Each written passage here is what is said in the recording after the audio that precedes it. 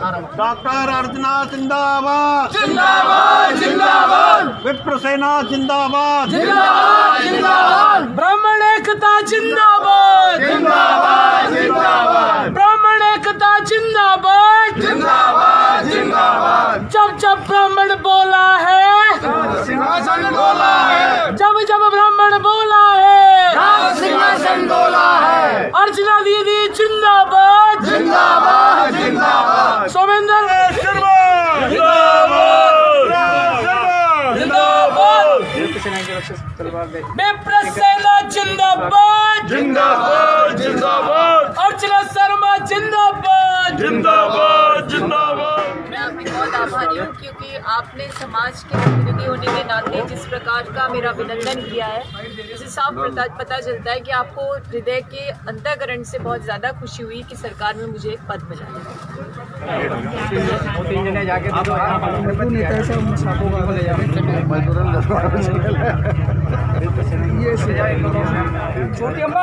गांव है, वहाँ पर भी जो उनके समर्थक हैं, उनके चाहने वाले हैं, वो आतुर हैं स्वागत के लिए, तो वो लोग भी वहाँ इंतज़ार कर रहे हैं। माहौल यहाँ लगता है आपको और एक अपनापन सा महसूस होता है यहाँ करके?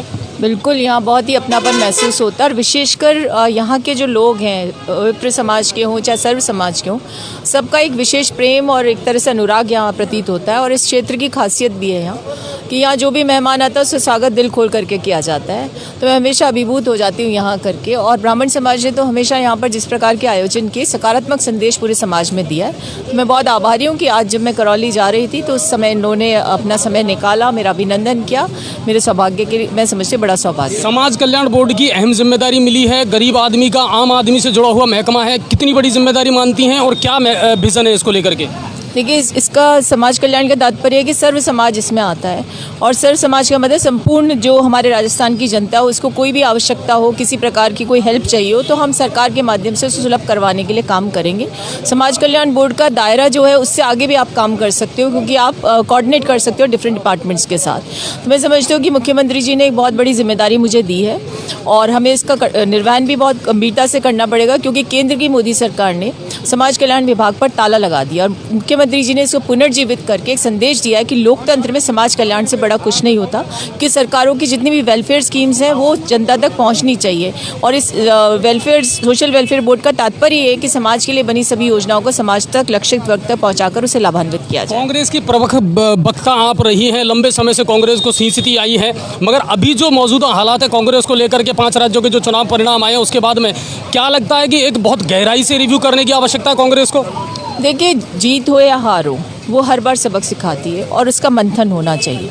और चूंकि हमें वहाँ शिकस्त मिली तो इंट्रोस्पेक्शन हम करेंगे, लेकिन इसका ये तात्पर्य नहीं कि कांग्रेस खत्म हो गई या कांग्रेस को कहीं कमज़ोर हो गई। ये ज़रूर है कि हम चुनाव हारे हैं, लेकिन कोई जो कमज़ोरियाँ रही उसको पार पाना है, संगठित होना है और जनता की लड़ाई लड़नी है, क्योंकि लोकतंत्र को यदि जीवित रहना है और ये रखना है हम सबको, तो कांग्रेस का साथ देना होगा जनता को, कि कांग्रेस संपूर्ण रूप से लोकतांत्रिक पार्टी है जिसने आज़ादी की लड़ाई लड़ी, लोकतांत्रिक मूल्यों का संरक्षण किया और उनको अक्षरशः पालन किया। आज कभी कभी हम देखते हैं कि हमारी लोकतांत्रिक व्यवस्थाएं, संस्थाएं डिमिनिश होती जा रही हैं, इसलिए आज कांग्रेस का आगे बढ़ना, जनता का उसको सहयोग मिलना बेहद आवश्यक है। 2023 में रिपीट होगी कांग्रेस राजस्थान में? बिल्कुल, क्योंकि आपने देखा कि मुख्यमंत्री जी ने जैसा बजट दिया राजस्थान के लिए, कौन सा ऐसा वर्ग जो संतुष्ट नहीं है।